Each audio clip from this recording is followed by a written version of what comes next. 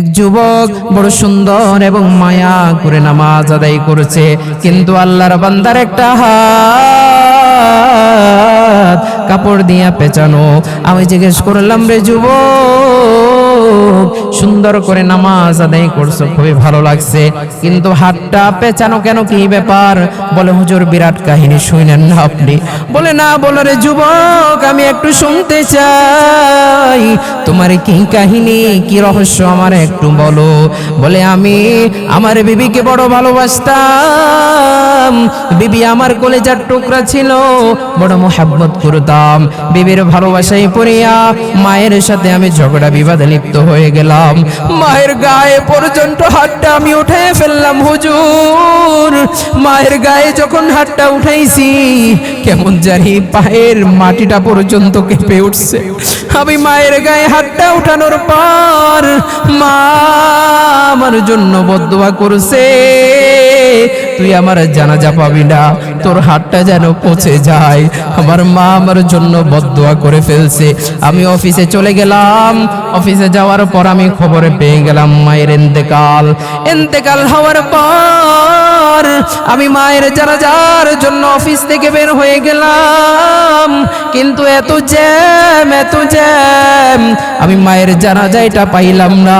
গ্রামে উপস্থিত হওয়ার পর মুরব্বিরা ডাক দিয়া বলে, বাবা, এত অপেক্ষা করলাম, কিন্তু তুমি তো আসে পৌঁছাইতে পারলা না, এই জন্য আমরা জানাজাটা পড়ে ফেলছি।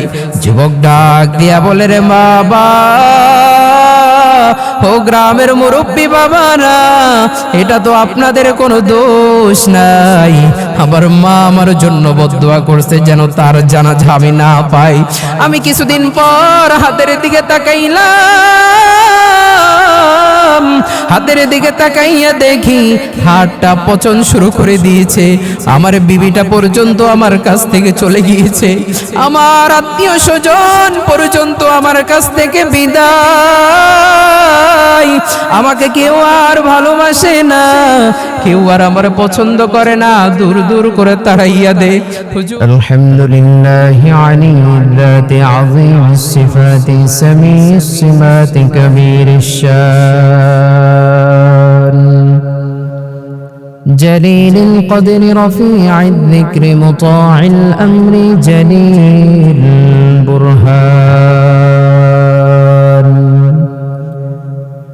فخيم الاسم عزيز العلم وسيع الحلم كثير الغفران جميل الثناء جزيل العطاء مجيب الدعاء عميم الإحسان سريع الحساب شديد العقاب أليم العذاب عزيز السلطان ونشهد أن لا إله إلا الله وحده لا شريك له في الخلق والأمر ونشهد أن سيدنا ومولانا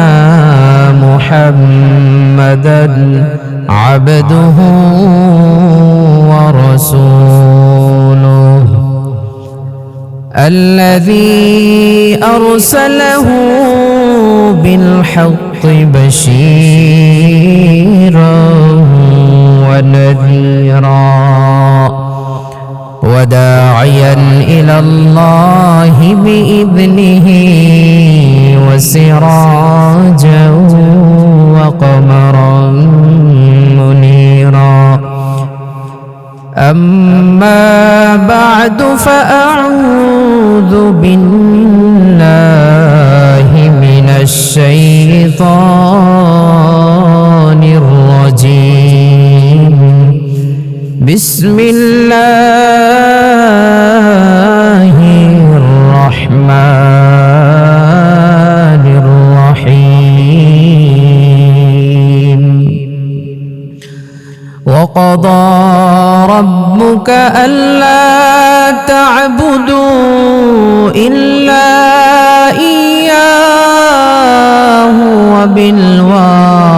وبالوالدين إحسانا إما يبلغن عندك الكبر أحدهما أو كلاهما فلا تقل لهما أف ولا تنهرهما وقل لهما قولا كريما صدق الله العظيم وصدق رسوله النبي الكريم ونحن على ذلك من الشاهدين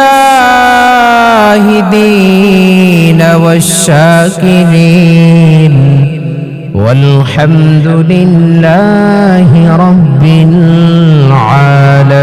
العالمين. درود الشريف পড়ি। اللهم صل على محمد وعلى آل محمد كما صليت على إبراهيم وعلى آل إبراهيم إنك حميد مجيد. اللهم بارك على محمد وعلى آل محمد كما باركت على إبراهيم وعلى آل إبراهيم إنك حميد مجيد. निगाह मुमिन से तो बदल जाती है तकदीर निगाह मुमिन से तो बदल जाती है तकदीर ये बंदा की क़ुव्वत नहीं कुदरत का इशारा ये बंदा की क़ुव्वत नहीं कुदरत का इशारा ऐ मर्द खिरद तर्क मासी की ज़रूरत अब सोहबत सालिह की सवा कोई नहीं चारा अब सोहबत सालिह की सवा कोई नहीं चारा. अल्हम्दुलिल्लाह. দয়াময় আল্লাহ রব্বুল আলামিনের দরবারে অসংখ্য শুকরিয়া যে মহান রব্বুল আলামিন বহু জায়গা থেকে আমাদেরকে কিছু দিনের কথা শুনবার মতো জায়গা তৈরি করে দিয়েছেন, কিছু দিনের কথা নেওয়ার মতো শক্তি সামর্থ্য একসাথ হওয়ার মতো সুযোগ করে দিয়েছেন। ওই মহান রব্বুল আলামিনের দরবারে উচ্ছ্বাসিত কণ্ঠে আদায় করি আলহামদুলিল্লাহ। আমি খুবই অসুস্থ, তারপরেও আসলাম ওয়াদা রক্ষা করার জন্য। কথা খুবই সংক্ষিপ্ত, লম্বা কোনো আলোচনা নয়। আমরা দুনিয়াতে এসেছি, আল্লাহ রাব্বুল আলামিন বড় মায়া এবং মহব্বত করে আমাদেরকে পাঠাইছেন। আমরা দুনিয়াতে আসার মাধ্যম কি? আমাদের মা বাবা পিতামাতার মাধ্যমে আল্লাহ রাব্বুল আলামিন আমাদেরকে পৃথিবীর আলোমুখ দেখাইছেন। আমরা এই পৃথিবীর আলোমুখ দেখতে পেয়েছি একমাত্র পিতামাতার জন্য। অথচ আজকে আমরা দুনিয়ার মধ্যে তাকাইলে দেখা যায় আমাদের অবহেলার পাত্র কিংবা অবহেলার জায়গাই হলো পিতামাতা। বৃদ্ধাশ্রমগুলোর দিকে তাকান, ভরে আছে, খবর নেওয়ার মতো কোনো অভাব নাই। বহু মা বাবা বৃদ্ধাশ্রমের মধ্যে আছে, এতিমখানায় বহু সন্তান আছে। কোথায় থেকে এসেছে এগুলো? কোন জায়গা থেকে এসেছে? আমাদের এত মা বাবা, আমাদের এত সন্তান, তারা নাকি তারা বৃদ্ধাশ্রমে কেন যাবে? লক্ষ কোটি কোটি কোটি কোটি টাকার সম্পত্তি আমি অর্জন করেছি, কিন্তু পিতামাতাকে রাখার মতো জায়গা আমি তৈরি করতে পারি নাই। বনু তামিম গোত্রের বড় প্রসিদ্ধ একটা গোত্র রাসূলুল্লাহ সাল্লাল্লাহু আলাইহি ওয়াসাল্লামের কাছে এসে এক যুবক বলে, ইয়া রাসূলুল্লাহ, আমি আপনার কাছে একটা কথা বলতে চাই। রাসূল বলেন। যুবক কথা বলার পূর্ব মুহূর্তে চেহারাটা কেমন ফ্যাকাশে হয়ে গিয়েছে। রাসূলকে কাঁদো কাঁদো ভাব নিয়ে বলে, ইয়া রাসূলুল্লাহ, আমি যখন ছোট্ট ছিলাম, ছোট্টবেলায় আমার মা বাবা আমার খুব আদর স্নেহ মহব্বত করে একটু একটু করে বড় করছেন। তারা খাইতে পায় নাই, চিকিৎসা করতে পারে নাই, না খাইতে আর না চিকিৎসার অভাবে তারা পৃথিবী থেকে বিদায় নিয়ে গিয়েছেন। আমি তাদের জন্য কিছু করতে পারলাম না। আজকে আমি বড় হয়েছি, অনেক টাকা পয়সার মালিক হয়েছি, আজকে আমার বহু সম্পত্তি, বহু টাকা পয়সা, কিন্তু মা বাবাকে দেওয়ার মতো, তাদের খেদমত করার মতো সামর্থ্য আমার এখন নাই। তারা দুনিয়া থেকে বিদায় নিয়ে চলে গিয়েছে। আমাদের অবস্থা এমন, অনেকে ছোট্টবেলায় প্রতিষ্ঠিত হওয়া, ইনকাম করার মতো সোর্স আমাদের নাই, কিন্তু বড় হওয়ার পর দেখি পিতামাতাই চলে গিয়েছে। আজকে আমার কত টাকা কত পয়সা, কিন্তু পিতামাতা দুনিয়া থেকে বিদায় নিয়ে চলে গিয়েছে। রাসূলকে জিজ্ঞাসা করছি, ইয়া রাসূলুল্লাহ, এখন আমি পিতামাতার কবরে সওয়াব পৌঁছানোর মতো, তাদের কবরে খেদমত পৌঁছানোর মতো কোনো জায়গা আছে কিনা? রাসূলুল্লাহ সাল্লাল্লাহু আলাইহি ওয়াসাল্লাম বলে, যুবক, তুমি কেন কান্না করো? আমিও তো এতিম, আমারও তো মা বাবা দুনিয়া থেকে বিদায় নিয়ে চলে গিয়েছে। রাসূলও কান্না শুরু করে দিলেন। রাসূলুল্লাহ সাল্লাল্লাহু আলাইহি ওয়াসাল্লাম বলেন, যুবক, টেনশনের কোনো কারণ নাই, টেনশনের কোনো কারণ নাই। আল্লাহ রাব্বুল আলামিন পিতামাতার কবরে সওয়াব পৌঁছানোর ব্যবস্থা দুনিয়াতেই করে দিয়েছেন। সুবহানাল্লাহি ওয়া বিহামদিহি। মায়ার নবী ডাক দিয়া বলে, হে যুবক সন্তান, টেনশনের কোনো কারণ নাই। আমিও তো এতিম সন্তান, আমি নবীরও তো মা নাই, আমি নবীরও তো বাবা আমার জন্মের পূর্বে পৃথিবী থেকে বিদায় হয়ে গিয়েছে। আল্লাহ রাব্বুল আলামিনের বড় মায়া, আল্লাহ রাব্বুল আলামিন সন্তানের জন্য ব্যবস্থা করে নিয়েছেন কেমন করে পিতা মাতার কবরে খেদমত তুমি পৌঁছে দিবা। আল্লাহ পাক রব্বুল আলামিনের নবী ডাক দিয়া বলে, এক নম্বর কাজ তোমার জন্য হলো তুমি বেশি বেশি পিতা মাতার জন্য দোয়া করবা। কেমন করে তুমি দোয়া করবা? আল্লাহ পাক রব্বুল আলামিন সেটাও শিক্ষা দিয়ে গেছেন নবীর মাধ্যমে। আল্লাহ রব্বুল আলামিনের নবী ডাক দিয়া বলেন, রব্বির হামহুমা কামা রব্বায়ানি সগীরা। সকলে বলেন, রব্বির হামহুমা কামা রব্বায়ানি সগীরা। কত সুন্দর দোয়া আল্লাহ শিখাইয়া দিছেন রে বান্দা। কেমন করে পিতা আমাদের জন্য চাইবা, সেই সিস্টেমটা পর্যন্ত আমি আল্লাহ তোমারে শিখাইয়া দিলাম। এই দুনিয়ার মধ্যে তুমি যদি চাকরির পেছনে দৌড়াও, আর যদি বস ডেকে বলে বহু মানুষ ইন্টারভিউ দেওয়ার জন্য আমার কাছে আসবে, দরখাস্ত লিখবে, আমি তোমাকে বলে দেই এমন ভাবে এই সিস্টেমে তুমি দরখাস্তটা লিখবা, আমি সিস্টেমটা তোমাকে বলে দেই। বোঝা গেল কারো চাকরি হোক বা না হোক, কিন্তু আল্লাহর বান্দার চাকরি অবশ্যই হয়ে যাবে।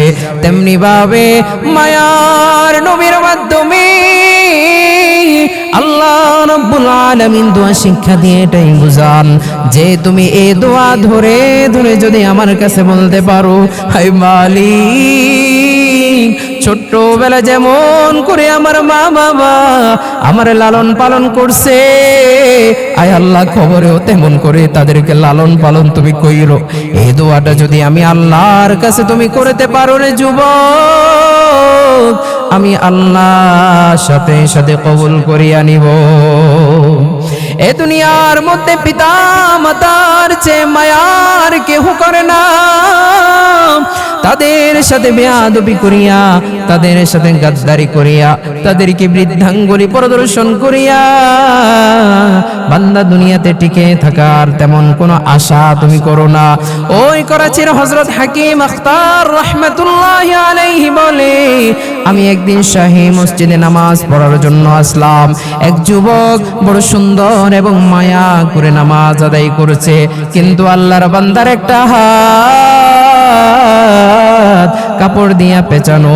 আমি জিজ্ঞেস করলাম, রে যুবক, সুন্দর করে নামাজ আদায় করছো, খুবই ভালো লাগছে, কিন্তু হাতটা পেঁচানো কেন, কি ব্যাপার?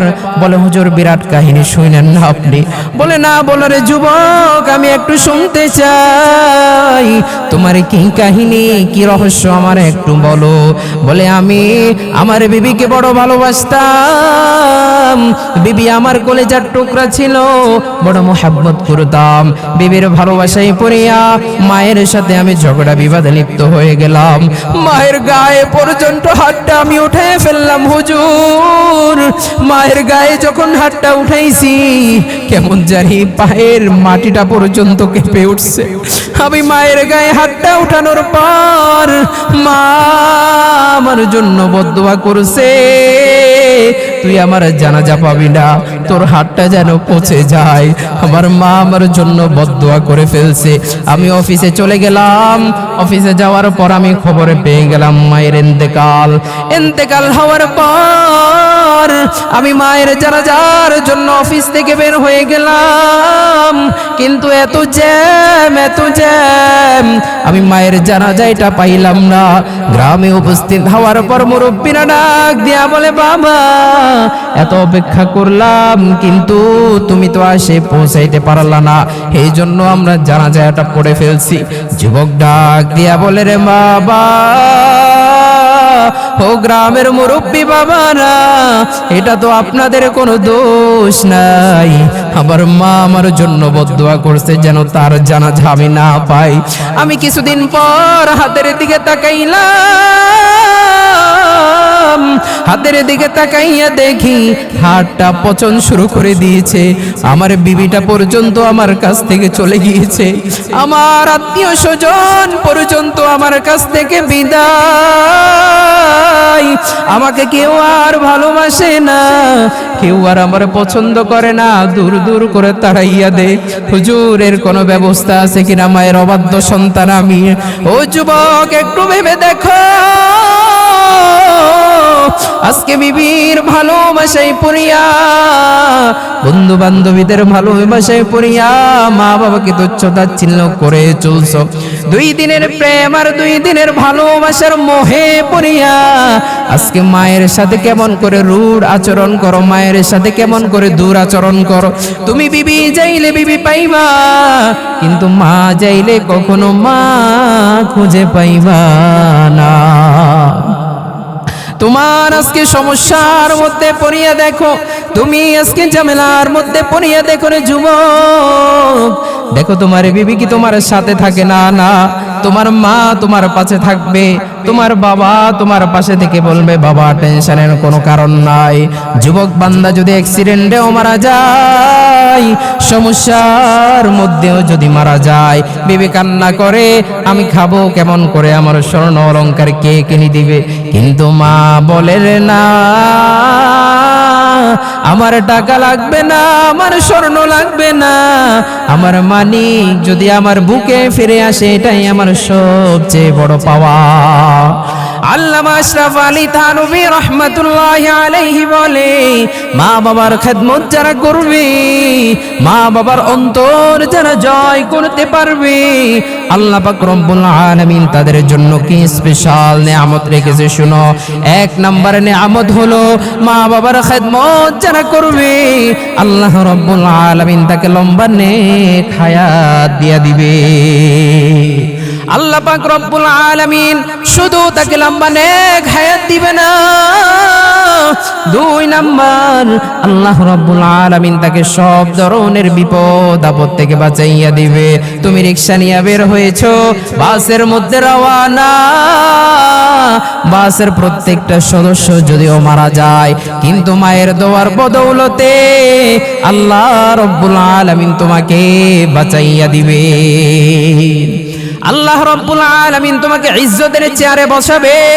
3 নাম্বার আল্লামা আশরাফ আলী থানভী রাহমাতুল্লাহি আলাইহি বলে, ও দুনিয়ার সন্তানেরা, মা বাবার খেদমত যদি তুমি করো, আল্লাহ রব্বুল আলামিন তোমাকে ইজ্জতের চেয়ারে বসাইয়া দিবে। মা বাবার খেদমত করলে আরো কি পাইবা? আল্লাহ পাক রব্বুল আলামিন তোমার হজ্জে বাইতুল্লাহ নসিব করবে। কত মানুষের টাকা আছে, পয়সা আছে, সম্পত্তি আছে, কিন্তু তারা আল্লাহর ঘর পর্যন্ত দেখতে পারে না। আল্লাহ রব্বুল আলামিন মাতা পিতার বদৌলতে তোমাকে হজ্জে বাইতুল্লাহ পর্যন্ত নসিব করিয়া দিবে। 5 নাম্বার, আল্লাহ রব্বুল আলামিন মৃত্যুর সময় কঠিন মুহূর্তে যখন মালাকুল মাউত তোমাকে ঝাপটে ধরবে, ওই মুহূর্তের মধ্যে তোমার মুখ দিয়ে টাস টাস করে কালিমা বের হয়ে যাবে। মাতা পিতার খেদমত করলে আল্লাহ রব্বুল আলামিন তোমাকে যেমনি ভাবে দুনিয়াতে সম্মানিত করবে। এই যে সম্মানের চেয়ারে বসলাম, একমাত্র মায়ের দোয়ার বাবার দোয়া, মা বাবার দোয়া ছাড়া বান্দা, মুরব্বীদের দোয়া ছাড়া বান্দা কখনো সম্মানিত হতে পারবা না, কখনো সম্মানিত হওয়ার সুযোগ নাই। মা বাবাকে যত ভালোবাসবা, যত আদর আর মোহাব্বত করবা, ততই মা বাবার ভালোবাসার মধ্যে জড়িয়ে পড়বা। আল্লাহর নবী ডাক দিয়া বলে, কোন সন্তান যদি রাতের বেলায় মা বাবারে খুশি করছে, মাথার মধ্যে একটু তেল লাগাইয়া মা বাবার সাথে আনন্দ করিয়া ঘুম গেছে, সকাল হওয়ার পূর্বেই যদি সে মৃত্যুবরণ করে, মায়ার নবী ডাক দিয়া বলে তার জন্য জান্নাত অপেক্ষা করছে। খিদমতে মা দরফে দরকুন সুবহ শাম, তাকে বাসি দর্দ আলম নে কোনা। মা বাবার খেদমত যত করবা বান্দা, দুনিয়াতে তেমন তুমি দামি হয়ে যাইবা। তোমার পীরের দোয়া লাগবে না, তোমার সবচেয়ে বড় পীর তোমার মা, সবচেয়ে বড় পীর তোমার বাবা। মা বাবার কাছে যদি দোয়া নিতে পারো, তুমি জামানার বাইজিদ বুস্তামি হয়ে যাইবা। মায়ার নবী ডাক দিয়া বলে, রে বান্দা, মা বাবার দোয়া নাও, মা বাবার সাথে সম্পর্ক ভালো করো, মা বাবার প্রতি আকৃষ্ট হও। আল্লাহ রাব্বুল আলামিন বলেন, ইম্মা ইয়াবলুগান্না ইনদাকাল কিবার আহাদুহুমা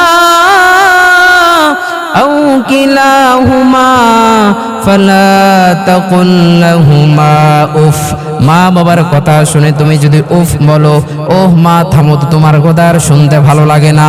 তোমার কথা কত শুনবো, শুধু সারাদিন কথা বলো আর শুনতে ভালো লাগে না, এটা করা যাব না। ফালা তাকুল লাহুমা উফ ওয়ালা তানহারহুমা, তাদেরকে ধমক দিয়ে কথা বলা যাবে না। ও মা, তুমি এত কথা বলো কেন? তোমার কথা শুনতে তো ভালো লাগে না, এমন করো কেন? তাদেরকে ধমক দেওয়া যাবে না। ওয়াকুল লাহুমা কাওলান কারীমা, তাদের সাথে আদর করে করে কথা বলবা, তাদের সাথে মুহাব্বত করে করে কথা বলবা। ছোট্ট 4 বছরের বাচ্চার সাথে কি মায়া লাগাইয়া তুমি কথা বলো বান্দা, কিন্তু মায়ের সাথে কথা বলতে গেলে তোমার মেজাজ খিটখিটে হয়ে যায়, তখন আর ভালো লাগে না, তখন কেমন জানি মনে হয়। তোমার মায়ের কত ইচ্ছে একটু কমলা খাবে, একটু পেয়ারা খাবে, একটু মিষ্টি খেতে মন চায়, কিন্তু তোমার চেহারার দিকে তাকাইলে ভয়ে কেমন জানি হয়ে যায়, আর বলতে পারে না। এমন করা যাবে না। 4 নাম্বার কাজ হলো ওয়াকফিদ লাহুমা জানাহাযুল্লি মিনার রাহমা, তোমার বিনয়ের 2টা ডানা বিছিয়ে দাও, তোমার 2টা বিনয়ের ডানা বিছিয়ে দাও।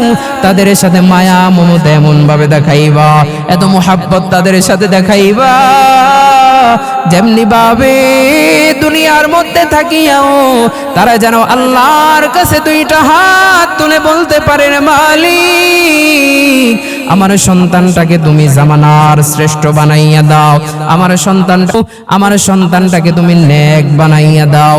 এই দোয়া যেন করতে পারে। 4টা কাজ তোমার শেষ হলে, তারা যখন দুনিয়া থেকে বিদায় নিয়ে চলে যাবে, এবার তোমার কাজ হলো ওয়াকুর রব্বিরহামহুমা কামা রাব্বায়ানি সগীরা। তাদের জন্য 2টা হাত তুলে দোয়া করবা, ও আমার মালিক আমার বাবা মা যেমন করে আমারে গর্ভে ধারণ করছে, দুনিয়াতে আসার পর যেমন ভাবে লালন পালন করিয়া মানুষ করছে, আয় আল্লাহ কবরে যাওয়ার পর তাদেরকে তুমি ওইভাবে আদর দিও, ওইভাবে ভালোবাসা দিয়া তাদেরকে তুমি আগলাইয়া রাখো। ও মালিক, তোমার কাছে আমি এমনটাই চাই, কারণ মা বাবার জন্য দোয়া করলে তোমার জন্য দোয়া আবার তোমার সন্তানেরা করবে। আজকে যদি তুমি পিতা মাতার জন্য দোয়া করা তোমার সন্তানটাকে শিখাইতে পারো, তোমার মৃত্যুর পরে ওই সন্তানটা তোমার জন্য দোয়া করবে। পিতা মাতা যাদের আছে তারা হয়তো বুঝতে পারো না পিতা মাতার কত মায়া, কত মোহাব্বত। যাদের নাই তারা বুঝতে পারে, যাদের বাবা নাই তারা বুঝতে পারে। বাবা নামক বট বৃক্ষ যদি মাথার উপরে ছায়া না দেয়, দুনিয়াটা কত কষ্টের সেই ব্যক্তি বুঝবে যার বাবা নয়। আমিও তো বাবা হারা এতিম সন্তান, আমিও বুঝতে পারি বাবা কি জিনিস। দুনিয়া থেকে বিদায় নিয়ে চলে গিয়েছে, বাবার জন্য বেশি বেশি দোয়া করো। তোমার গায়ে হাত না রেখে ঘুম হতো না আমার, তোমায় দেখে হৃদয় থেকে দূর হতো সব আধার। তোমার গায়ে হাত না রেখে ঘুম হতো না আমার, তোমায় দেখে হৃদয় থেকে দূর হতো সব আধার।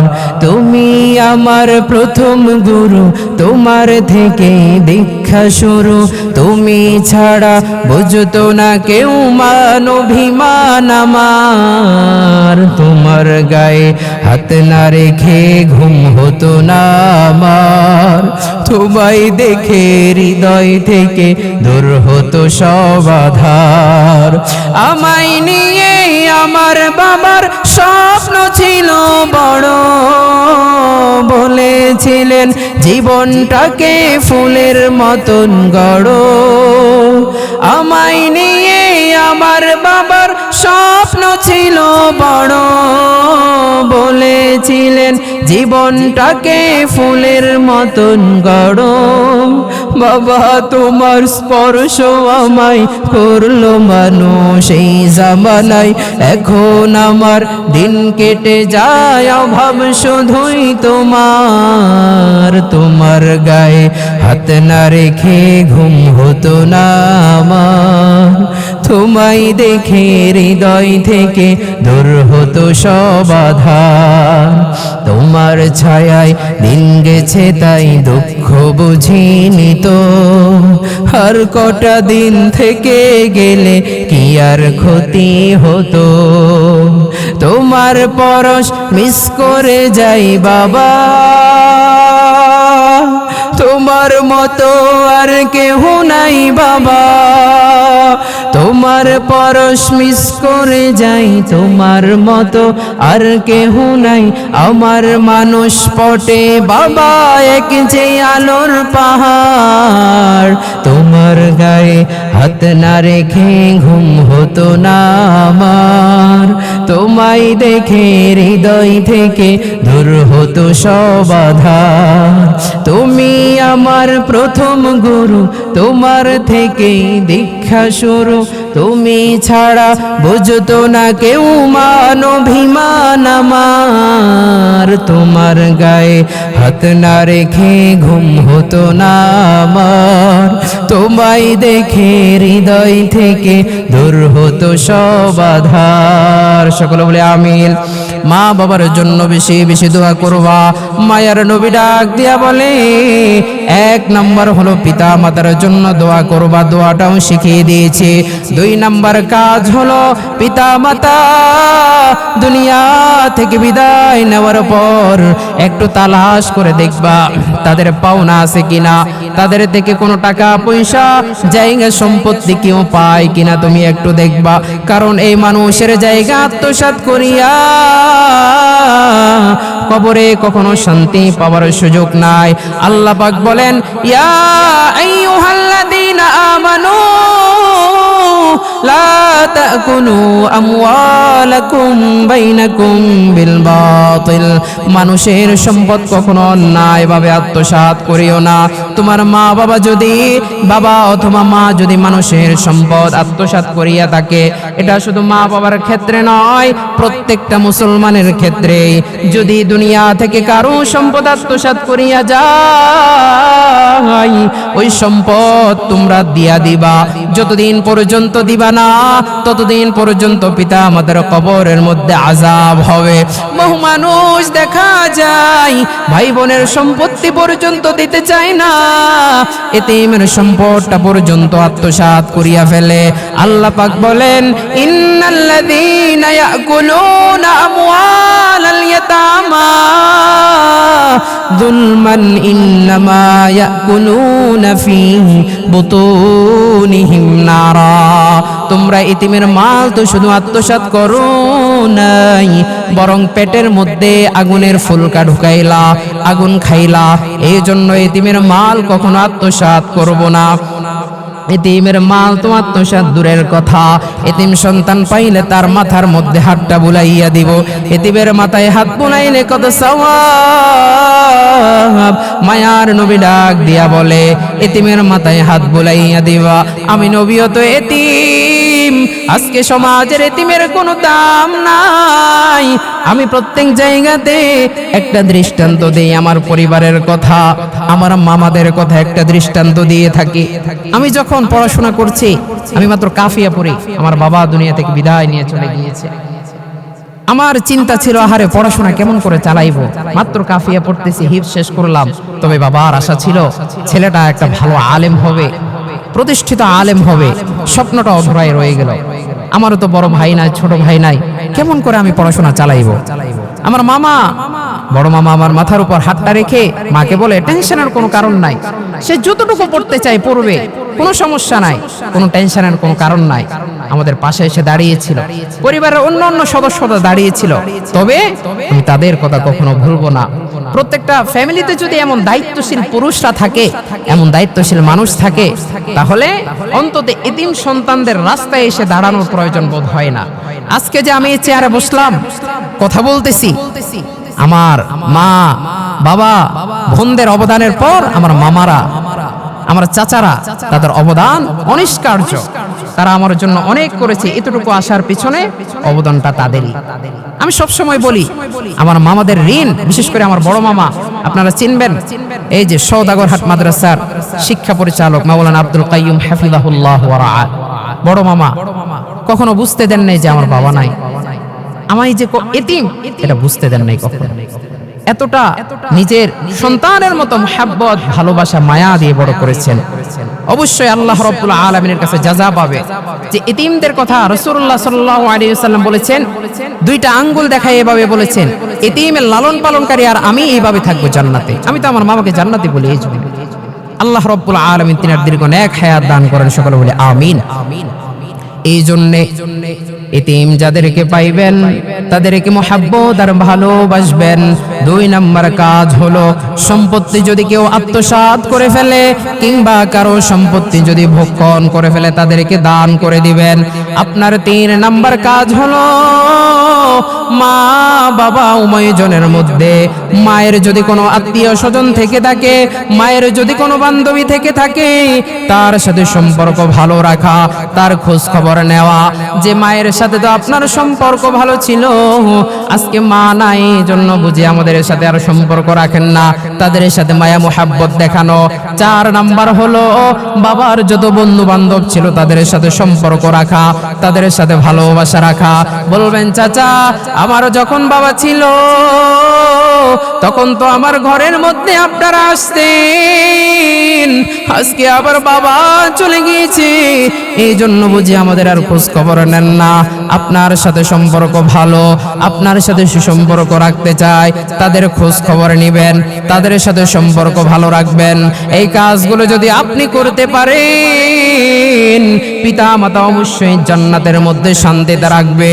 হযরতে আল্লাহর ওলি ডাক দিয়া বলে, জুনায়েদ বাগদাদি রাহমাতুল্লাহি আলাইহি ডাক দিয়া বলে, আমি যখন রাতের বেলা ঘুমাই, ঘুমের যোগে আমি স্বপ্ন দেখি আল্লাহর বান্দা কবরের আযাবের মধ্যে ধাউ ধাউ করে জ্বলতেছে। আমাকে ডাক দিয়া বলে, আমার একটা সন্তান আছে, তাকে বলেন কিছু সদকা করার জন্য, তাহলে হয়তো আমার আযাব বন্ধ হয়ে যাইতে পারে। আল্লাহর ওলি জুনায়েদ বাগদাদি রাহমাতুল্লাহি আলাইহি খুঁজতে খুঁজতে একটা গ্রামের মধ্যে যায়, যাইয়া দেখে মানুষের কাছে বলা বলি করে, অমুক ব্যক্তির নাকি একটা কন্যা সন্তান আছে, কোথায় একটু খোঁজ খবর আমারে নিয়ে দেন। মানুষগণ বলে, সে তো বেবিচারিণী গুনাহের মধ্যে লিপ্ত, তাকে দেখে কাজ বলে লাগবে, বলে অমুক জায়গায় আছে। যাওয়ার পর দেখে আল্লাহর বান্দি গোসল করে মাত্র উঠতেছে। আল্লাহর ওলি ডাক দিয়ে বলে, রে মা, তোমার কাছে তোমার বাবার সংবাদ। বলে, আমার মা আমার বাবা তো দুনিয়া থেকে বিদায় হয়ে চলে গিয়েছে, কি সংবাদ দিবেন আপনি আবার? বলে, তোমার বাবার কবরের আযাব, কবরের মধ্যে আযাব হয়, তোমার বাবার কবরের মধ্যে ধাউ ধাউ করে আগুন জ্বলে, আমি কি করব? বলে, তুমি যদি কিছু সদকা করো তাহলে তোমার বাবার কবরের আযাব মাফ হয়ে যাইতেও পারে। এই বলে যখন মেয়েটাকে বলল, মেয়েটা হাতের মধ্যে একটু পানি উঠাইয়া আল্লাহর ওলির গায়ের মধ্যে ফিকা মারছে। আল্লাহর ওলি পাশ থেকে সরে গিয়ে চলে গেলেন। মনে মনে ভাবতে লাগলেন, আহারে কত নাফরমান মেয়ে দুনিয়াতে জন্ম দিয়ে গিয়েছেন। পরের রাত্রে যখন আল্লাহর ওলি ঘুমায়, ঘুমের যোগে স্বপ্ন দেখে আল্লাহর বান্দা জান্নাতের মধ্যে দৌড়াদৌড়ি করে। জিজ্ঞেস করলো, ভাই তোমার সন্তান তো কিছু দান করে নাই, তুমি মাপ পাইলা কেমন করে? ডাক দিয়া বলে, আপনাকে যখন এক চিল্লি পানি মারছে, আপনি যখন পাশ দিয়া সরে গিয়েছেন, একটা ছোট্ট প্রাণী, ছোট্ট পোকা বহুদিন পর্যন্ত পানির পিপাসার্ত, পানি খাইতে পারে না। এই চিল্লুর পানিগুলো যখন তার গায়ের মধ্যে এসে পড়ে, ওই পোকাটা পানি খাইয়া বেঁচে গিয়েছে। এর বদৌলতে আল্লাহ আমারে মাফ করিয়া দিছে। আল্লাহ পাক রব্বুল আলামিন শুধু উসিলা খুঁজে, আল্লাহ পাক রব্বুল আলামিন শুধু উসিলা তালাশ করে, বান্দাকে কেমন করে একটু মাফ করা যায়, কেমন করে একটু ক্ষমা করা যায়। ক্ষমা করার জন্য শুধু বাহানা তালাশ করে, মানুষকে কেমন করে আমি ক্ষমা করব, এইভাবে শুধু তালাশ করতে থাকে। সন্তানেরা যারা আছো, পিতামাতার জন্য বেশি বেশি সদকা করো, বেশি বেশি পিতামাতার জন্য সদকা করো, এটাই তোমার জীবনের সবচেয়ে প্রাপ্তি। যুবক ভাইদেরকে বলবো, আল্লাহ রাব্বুল আলামিনের রজ্জুকে আঁকড়ে ধরো। আল্লাহ রাব্বুল আলামিনের মায়া অন্তরের মধ্যে জন্ম দাও। সব কিছু আল্লাহ রাব্বুল আলামিন করে, সব কিছু আল্লাহ রাব্বুল আলামিন পারে। এই কথাটার জন্ম যদি তুমি অন্তরের মধ্যে দিতে পারো, দুনিয়াটা তোমার বড় সুন্দর হয়ে যাবে। আপনাদেরকে ছোট্ট একটা কথা শোনায়, আমার জীবনের ঘটে যাওয়া একটা উপদেশ শোনায়, ইনশাআল্লাহ ইবরত হাসিল করতে পারবেন। আমি যখন দাওরা হাদিস শেষ করলাম, আমি লালবাগে আমার খালার বাড়িতে বেড়াইতে গিয়েছিলাম। আমার খালু যান আমার একটা নসিহত করছেন, খুব আমার হৃদয়ে গেঁথে গিয়েছে নসিহতটা, আপনাদের উপকারে আসবে। তিনি আমাকে বলছেন, বাবা দাওরা তো কমপ্লিট করছো, হয়তো আরো কিছু পড়াশোনা করবা, তবে জীবনের একটা গতি পর্যন্ত এসে গিয়েছে, তোমাকে একটা নসিহত করি। একটা হাদিস তিনি আমাকে বললেন, এই হাদিসটা আপনাদেরকে শোনাই। মান আসলাহা মা বাইনাহু ওয়া বাইনাল্লাহ আসলাহাল্লাহু মা বাইনাহু ওয়া বাইনান নাস ওয়া মান আসলাহা সারিরাতাহু আসলাহাল্লাহু আলানিয়াতাহু ওয়া মান আমিলা লিল আখিরাতি কাফাল্লাহু আমারা দুনিয়াহু। তিনি একজন ব্যবসায়ী মানুষ, আমার খালু। তিনি আমাকে নসিহতটা করলেন যে, বাবা দুনিয়াতে তুমি আল্লাহর সাথে সম্পর্ক ভালো করে দাও, আল্লাহ তাআলা মানুষের সাথে তোমার সম্পর্ককে ঠিক করে দিবে। সুবহানাল্লাহি ওয়া বিহামদিহি। তোমার গোপন আমলগুলো সুন্দর করো, আল্লাহ তাআলা তোমার প্রকাশ্য আমল সুন্দর করে দিবে। তুমি আখিরাতের জন্য কাজ করো, আল্লাহ দুনিয়ার তোমার যথেষ্ট হয়ে যাবে। তিনটা কথা আপনি বুঝতে পারছেন কথাগুলোর মধ্যে কি আছে?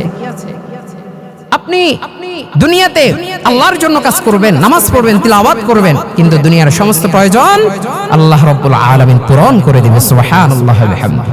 এই জন্য প্রত্যেকটা সময় ভরসা কার কাছে? একমাত্র আল্লাহর কাছে। ভরসা কার জন্য, কার উপর করব? একমাত্র আল্লাহ রাব্বুল আলামিনের উপর আমি ভরসা করব। আল্লাহ রাব্বুল আলামিন পারেন, আল্লাহ রাব্বুল আলামিন খাওয়ান, আল্লাহ রাব্বুল আলামিন করেন। এই ভরসা যদি আমি রাখতে পারি তাহলে আমার জীবন সুন্দর। বর্তমান জামানায় বান্দা এক মুহূর্তের কোনো ভরসা নাই, বাঁচার কোনো ভরসা নাই। তুমি তাকাইয়া দেশের মধ্যে দেখছো নি কত মানুষ আনন্দ করার জন্য বাড়ি যায়, কিন্তু বাড়ি পর্যন্ত পৌঁছাইতে পারে নাই। লঞ্চের কাঁটায় আল্লাহর বান্দারা নদীর মধ্যে পিষে গিয়েছে। গত পরশু দিনের ঘটনা, এই যে ফেরি থেকে পড়িয়া 24 জন তরতাজা প্রাণ চলে গেল। গতকালকে কুমিল্লাতে অ্যাক্সিডেন্ট হইয়া আলেম পরিবারের সব দুনিয়া থেকে বিদায়। এইভাবে কিন্তু আমিও চলে যাইতে পারি, তুমিও যাইতে পারো। বান্দা দুনিয়ার মধ্যে কিসের লড়াই আর কিসের বড়াই? দুনিয়ার মধ্যে এক মুহূর্তের কোনো ভরসা নাই। এই আছি এই নাই, এই আছি এই নাই, এইভাবে করতে করতে আমার তোমার জীবনটাই চলে যাবে। বান্দা দুনিয়ার মধ্যে থাকিয়া আখিরাতের কামাই যদি তুমি করতে পারো, সেটাই হলো সবচেয়ে দামি জিনিস, সেটাই সবচেয়ে আসল জিনিস। বান্দা দুনিয়ার মধ্যে থাকিয়া তুমি ভাবছো সন্তানের জন্য ইনকাম যদি আমি একটু বেশি করে যাইতে পারি, এই জন্য মনে হয় লাভ একটু বেশি হবে, সন্তানটা স্বাচ্ছন্দ্যে চলবে। একটা কথা মনে রাখবা, হালাল না খাইয়া যদি সন্তানকে হারামটা খাওয়াও, এই সন্তানটা কখনো মানুষের মতো মানুষ হবে না, কখনো ভালো হবে না। কারণ সন্তানকে তুমি হালাল খাওয়াও নাই, সন্তানকে তুমি হারামের উপর প্রতিষ্ঠিত করছো। এই সন্তানটাই একদিন তাসলিমা নাসরিন হয়ে যাবে, এই সন্তানটা একদিন স্বৈরাচার হয়ে যাবে, এই সন্তানটা একদিন চাঁদাবাজ হয়ে যাবে, এই সন্তানটা লুণ্ঠন করবে, রাহাজানি করবে, ধর্ষণ করবে। এই জন্য বান্দা সন্তানটাকে তুমি ভালো বানাও, নেক সন্তান বানাও, সন্তানটাকে ভালো বানাও, সুশিক্ষায় শিক্ষিত করো। মাদ্রাসায় দেওয়ার কোনো প্রয়োজন নাই, মাদ্রাসায় দিতে হবে আমি বলি নাই, কিন্তু যেটাও পড়াও বেসিক শিক্ষাটা তাকে দাও। যদি দিতে পারো তোমার সন্তানটা নেককার সন্তানে রূপান্তরিত হয়ে যাবে। যত কথাগুলো বললাম আল্লাহ রাব্বুল আলামিন আমাদেরকে আমল করার মতো তৌফিক দাও।